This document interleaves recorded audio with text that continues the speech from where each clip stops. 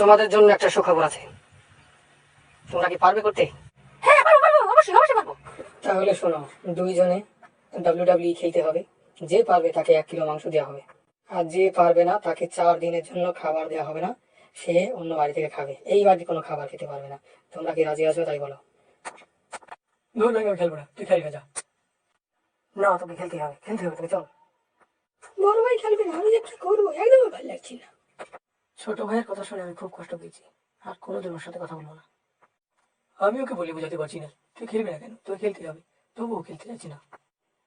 ও প্রতিযোগিতায় নাম নেবে না, আমি অনেক চেষ্টা করেছি। এই নে, তোর জন্য টাকা এনেছি, তুই টাকা নিয়ে মাংস কিনে খাস, তবু আমি তোর সাথে খেলবো না।